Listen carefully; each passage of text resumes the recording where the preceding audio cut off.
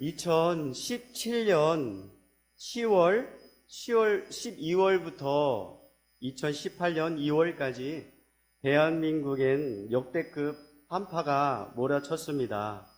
2018년 1월 24일부터 26일 서울 기온은 영하 14도에 머물렀고 기록적인 한파였습니다.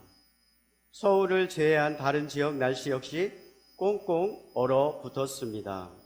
그때 운동선수들에게만 있던 롱패딩이 유행하기 시작했습니다. 얼마나 따뜻했던지 어릴 적에 담요를 머리서부터 발끝까지 둘러 입은 것 같이 따뜻했습니다. 어느 사람은 속에 반팔과 반바지만 입고 슈퍼에 장을 보러 갈 적도 있다고 합니다. 이렇게 가볍고 따뜻한 롱패딩이 유행하기 전에는 롱코트가 유행을 했던 시절도 있었습니다. 이 롱코트는 주로 회사원들이 많이 선호하고 입었었습니다. 또 90년대에는 모피 코트가 한참 유행할 때가 있었습니다. 그때 여우들이 많이 희생을 되었고 멸종 위기까지 오자 동물보호단체에서 규제에 나서기도 했습니다. 이렇게 모피 코트가 몇십만 원, 몇 백만 원까지 또는 몇 천만 원까지 가격이 오르기도 했답니다. 그런데 이렇게 고가의 옷을 공짜로 얻어 입은 사람들이 있었으니 바로 아담과 하와였습니다. 오늘 말씀 읽었던 가죽 옷을 원어로 보면 게토네토, 이것은 코트, 외투를 의미합니다. 단순히 엉덩이 일부만 가리는 것이 아니라 윗몸 전체를 가린다는 뜻입니다. 하나님께서는 이 가죽 코트를 입혀주셨습니다. 아담과 하와는 선악과를 따먹은 최초의 원죄로 에덴에서 쫓겨났고 스스로 무화과 잎을 옷을 만들어 입었으나 며칠 못 가 떨어지자 오늘 본문 여호와 하나님이 아담과 그의 아내를 위하여 가죽 옷을 지어 입혀 주시니라. 하나님께서 친히 가죽 옷을 입혀 주셨습니다. 하나님은 아담과 하와를 너무나도 사랑하셔서 그들의 수치와 죄를 친히 가려주시기 위해 처음 은혜를 베풀어 주신 사건이 바로 이 사건입니다. 아담과 하와는 처음 죄를 지었고 하나님으로부터 처음 은혜를 입었습니다. 하나님으로부터 처음 은혜를 입었습니다. 은혜를 입었습니다. 왜 은혜를 받았습니다가 아니라 은혜를 입었습니다라고 해도 전혀 어색하지가 않은 이유가 왜일까요? 70, 80 시대 사람들은 차를 운전하고 왔다라는 이야기를 차를 끌고 왔다 또는 차를 몰고 왔다라고 합니다. 많이 들어보셨죠? 차를 끌고 왔대요. 그리고 차를 몰고 왔대요. 근데 이 시대는 자동차를 운전하고 왔다라고 해야 되잖아요. 근데 어떻게 계속 어른들은 몰고 왔다, 끌고 왔다라고 해도 전혀 어색함이 없습니다. 왜일까요?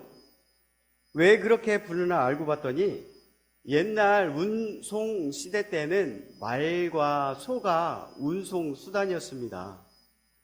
그 말과 소에 멍에를 메이고 또 구름마, 달구지를 연결해서 혹은 리어거를 연결해서 그거를 마차 또는 이게 운송 수단으로 사용했었다고 합니다. 그때 사용하던 말이 몰고 왔어, 끌고 왔어. 그 언어가 지금도 시대가 바뀌어서 자동차를 운전하고 왔음에도 불구하고 차를 끌고 왔어, 몰고 왔어 라는 단어를 사용했었던 그러한 이유와 같이 오늘 하나님의 은혜를 입었어, 이 어원이 바로 오늘 본문에서 나왔다라는 사실을 오늘 이야기하길 원합니다. 오늘 본문에서 하나님이 아담과 그의 아내를 위하여 가죽 옷을 지어 입히시니라 라는 말씀은 아담과 하와가 하나님으로부터 가죽 옷을 처음 받았습니다. 그리고 처음 가죽 옷을 입었습니다. 그렇기 때문에 은혜를 받았습니다와 은혜를 입었습니다 의미가 같다는 사실입니다. 그래서 우리가 하나님께 은혜를 받았습니다와 은혜를 입었습니다가 같은 표현이라고 보시면 되십니다. 우리 가슴에 손을 얹고 한번 따라해 보겠습니다. 하나님의 은혜를 입었습니다. 옆에 분에게 서로 인사하겠습니다. 하나님의 은혜를 입어 좋으시겠습니다. 하나님이 흙으로 사람을 만들고 그 속에 하나님의 영을 불어 넣어 주었는데 악한 사단의 옛뱀이 하나님이 너무 사랑하는 사람을 떼어내기 위해 인간을 유혹해 따먹지 말라는 선악과를 따먹게 하자 인간의 몸 안에 원죄가 들어왔습니다. 그 죄는 바로 마귀, 사탄이 주는 욕망, 욕심, 탐욕, 시기, 질투, 원망, 미움, 다툼, 자랑, 교만입니다. 이것들이 더 나아가 가족을 분열시키고 이간시키고 가족을 살인하는 살인에 저지르게 하고 결국은 하나님과 멀어지게 하기 위한 목적에 아담과 하와가 걸려들고 만 것이었습니다. 그러나 하나님은 악한 마귀에게 당한 아담과 하와에게 은혜를 베풀어 주셨습니다. 아담과 하와가 선악과를 범함으로 처음 죄를 지어 하나님을 보려 하지 않고 숨으려만 했습니다. 거짓말을 하고 서로 이간질을 했지만 하나님께서는 다시 돌아오기를 바랬습니다. 그래서 하나님 아버지께서 죄로 숨고 싶고 수치스러운 자식에게 너 왜 내가 따먹지 말라고 한 선악과를 따먹었냐 라고 하지 않고 수치스럽고 창피해서 무화과나무 잎으로 가린 너덜너덜한 옷을 벗기고 새 옷으로 입혀 주십니다. 아무 말씀도 하지 않으시고 그저 묵묵히 죄 없는 동물을 희생합니다. 그리고 그 가죽으로 새로운 옷을 지어 입혀 주십니다. 아담과 하와의 부끄러움과 수치를 가리기 위해 죄를 덮어주시기 위해 튼튼하고 오래가는 새 가죽 옷을 입혀 주셨습니다. 베드로가 예수님을 3번 부인하고 저주할 때 예수님과 눈이 마주친 거 아세요? 그때 베드로는 얼마나 수치스럽고 쥐구멍이라도 들어가 그때 죽고 싶을 심정이었을 것입니다. 그러나 그런 베드로에게 예수님은 부활하시고 찾아오셔서 너 왜 나를 부인했냐 아니하시고 그 수치와 면목 없는 베드로의 마음을 아시고 처음에는 아무 말씀도 하지 않으시고 그저 숯불을 피워놓고 떡과 물고기를 구워 먹이셨습니다. 이것이 하나님의 은혜입니다. 내 자녀가 사고치고 돌아올 때, 내 남편이, 내 아내가 문제가 생겨 어쩔 줄 모를 때, 너 또 사고쳤냐? 으이그 내가 못 살아 이 인간아가 아니고, 3번 부인한 베드로에게 먹을 것을 먼저 주신 예수님처럼 선악과를 범한 아담과 하와에게 가죽옷을 입혀주신 하나님의 마음으로 대한다면, 내 자녀가, 내 남편이, 내 아내가 하나님의 은혜를 입으면 더 커질 문제가 멈추거나 큰 문제가 해결되진 않더라도 내 가정이 하나님의 사랑 가운데 믿음의 명문 가정으로 세워지는 줄 믿습니다.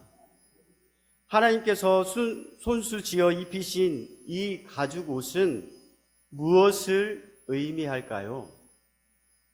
가죽은 짐승을 잡아 껍질을 벗길 때에야 비로소 가죽이 만들어지게 됩니다. 어떤 가죽이든 한 장의 가죽이 생산되려면 짐승 한 마리가 피 흘려 죽어야 합니다. 그러기에 하나님께서 지어 입히신 가죽 옷은 피 흘려 죽은 짐승이 있었기에 만들어질 수 있었던 옷이었습니다. 이는 피 흘림이 있어야 죄사함이 있다는 생명과 구원의 길을 보여주고 있습니다. 하나님께서 인간의 수치와 죄를 덮어주시기 위해 세우신 생명의 길, 구원의 길, 대속의 길, 그 길을 보여주기 위한 예표로 아담과 하와에게 가죽옷을 지어 입히셨습니다. 가죽옷은 하나님께서 세우신 구원의 길입니다. 독생자 예수님을 십자가에 죽기까지 내버려 두신 십자가의 사랑을 말해주고 있습니다. 죄로 죽을 수밖에 없던 사람들을 살리기 위해 하나밖에 없는 외아들 예수 그리스도의 피를 흘려 그의 의의 옷을 입힘으로 사람들의 죄를 용서하시는 하나님의 은혜입니다. 바로 저와 여러분이 죄에 더러워진 몸으로 하나님께 갈 수 없었지만 예수님의 피로 죄를 가리고 예수님의 믿음으로, 예수님을 믿음으로 의의 옷을 입고 정결하고 거룩하게 되어 하나님 앞으로 갈 수 있는 유일한 길이 열렸다는 것이 가장 큰 은혜를 입은 것입니다. 요한계시록 19장에 보면 또 그가 피 흘린 옷을 입었는데 그 이름은 하나님의 말씀이라 칭하더라. 하늘에 있는 군대들이 희고 깨끗한 세마포 옷을 입고 백마를 타고 그를 따르더라. 그의 입에서 예리한 검이 나오니 그것으로 만국을 치겠고 친히 그들을 철창으로 다스리며 또 친히 하나님 곧 전능하신 이의 맹렬한 진노의 포도주 틀을 밟겠고 그 옷과 그 다리에 이름을 쓴 것이 있으니 만 왕의 왕이요 만주의 주라 하였더라. 피 뿌린 옷이 바로 만왕의 왕 만주의 주 예수 그리스도의 옷입니다. 죄로 죽을 수밖에 없던 우리를 예수 피를 흘리게 하시고 그의 의의 옷을 입히시고 우리를 하나님께 돌아오게 하시기 위한 하나님의 전적인 은혜, 하나님의 가장 큰 은혜입니다. 아담과 하와는 가죽옷을 지어주셨고 우리에게는 예수 그리스도의 의의 옷을 입혀주셨습니다. 끝으로 오늘 본문에 나오는 말씀이 한자에도 나온다는 사실을 보여드리고 마치려 합니다. 입을 피입니다. 계속해서 아담과 하와가 입은 가죽옷을 생각하시면 되십니다. 입을 피를 파자해 보면 옷의와 가죽 피가 합쳐져서 이불피가 만들어집니다. 성경적이지요? 예. 그 이불피를 네이버 검색창에서 그 뜻을 한번 찾아보았습니다. 한번 제가 읽어드리겠습니다. 글씨가 안 보이죠? 1번 옷을 입다. 그래서 이불피는 1번 옷을 입다라는 이 첫 번째 한 가지만 아시고 계셔요. 그러나 이 21가지라는 뜻이 또 나열되어져 있어요. 근데 이 이불피에 숨겨진 이야기가 또 오늘 성경 말씀과도 동일한 내용이 들어있다는 사실입니다. 두 번째는 당하다, 당할 피. 사람에게 옷을 입기 위해 동물이 희생을 당한 그런 의미를 말한 거 아닐까요? 세 번째, 씌우다, 덮다입니다. 인간의 수치를 덮어주는 것 같습니다. 네 번째는 미치다, 영향이나 작용 따위가 대상에 가해지다. 다섯 번째, 더하다, 베풀다, 일을 차리어 버리다, 도와주어서 혜택을 받게 하다. 마치 하나님이 사람들에게 베풀어 주고 그 혜택을 사람들이 받게 하는 것 같은 내용 같습니다. 여섯 번째, 받다, 받아 가지다, 가죽 옷을 받다, 은혜를 받다. 일곱 번째, 꽉 차다, 두루 퍼지다. 여덟 번째는 합치다, 맞다 라는 뜻인데요. 1번과 입다라는 옷을 입을 때 표현 같습니다. 우리가 의의 옷을 입으면 예수님과 하나가 되다, 합치다, 맞다라는 의미도 됩니다. 아홉 번째는 주다, 가죽 옷을 주다. 10번째는 두루 갖추다. 11번째 떠맞다. 12번째 등지다. 13번째 의지하다. 14번째 흩뜨러뜨리다, 풀어헤치다. 그 다음에 16번째가 옷. 그리고 17번째 거주, 물체의 겉부분을 이야기하고요. 또 이불도 이야기합니다. 머리 꾸미게 길고 큰 모양 등등 21가지 내용이 이렇게 나열되어 있습니다. 그리고 혹시 이 글자를 한문을 아시는 분 큰 소리를 한번 읽어보시겠어요? 맞습니다. 피조물입니다. 혹시 피조물이라는 그 피조물이 무엇이 있는지 혹시 아세요? 대부분 사람들은 피조물을 사람, 동물, 식물, 자연을 피조물이라고 알고 계시는데 이것은 피조물이 아니라 창조물입니다. 불교뿐만 아니라 많은 종교에서 이 용어를 잘못 사용하고 있습니다. 한자의 뜻을 알고 사용하셔야 되는데 참 안타깝습니다. 바로 성경이 바로 말하고 있습니다. 성경이 캐논이거든요.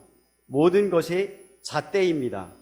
성경과 한자를 살펴보니 피조물은 처음 죄를 지은 사람의 수치와 죄를 덮어주기 위해 동물의 가죽옷을 입은 사람만이 피조물이다라는 것입니다.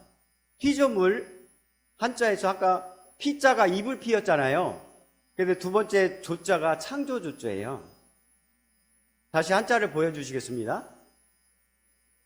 조자가 창조조자, 사실 조물주라고도 하잖아요. 조물주가 사실은 하나님을 뜻하거든요. 조자가 하나님이라고 보시면 되고요. 피자, 하나님에게 옷을 입은 물은 물이라고 하지만 물자를 제가 한자 사전을 찾아보니까 8번째에 사람이라는 호칭이 또 물이 있어요. 피조물은 사람을 지칭하는 물이에요. 그래서 피조물은 바로 하나님의 은혜를 입은 사람만이 피조물인 거예요.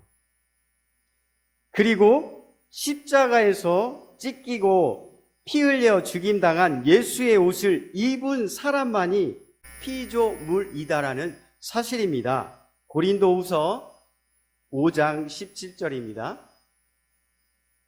그런즉 누구든지 그리스도 안에 있으면 새로운 피조물이라. 이전 것은 지나갔으니 보라 새 것이 되었도다. 요한계시록 5장 13절. 내가 또 들으니 하늘 위에와 땅 위에와 땅 아래와 바다 위에와 또 그 가운데의 모든 피조물이 이르되 보좌에 앉으신 이와 어린 양에게 찬송과 존귀와 영광과 권능을 세세토록 돌릴지어다 하니. 요한계시록은 그 신천지가 말하는 14만 4천, 바로 12지파의 14만 4천과 흰 옷을 입은 수많은 사람들이 올라오더라 얘기했어요. 그러니 14만 4천만 천국에 가는 것이 아니라 그 바로 밑에 보면은 흰 옷을 입고 수많은 사람들이 올라오더라 하는 그 흰 옷을 입은 그분들이 바로 예수의 거룩한 옷을 입은 사람들이거든요. 그분이 바로 오늘 지금 말씀 요한계시록 5장 13절에 읽었던 피조물이라고 합니다. 그 피조물이 이르되 보좌에 앉으신 이와 어린 양에게 찬송과 존귀와 영광과 권능을 세세토록 돌릴지어다. 그러니 하나님, 예수님을 믿은 사람만이 피조물인 거예요. 하나님의 은혜를 입은 사람이 바로 피조물이다라는 사실입니다.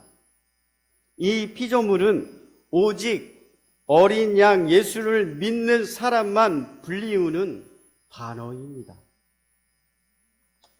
누구든지 예수 그리스도를 믿으면 멸망하지 않고 생명을 얻으리로다.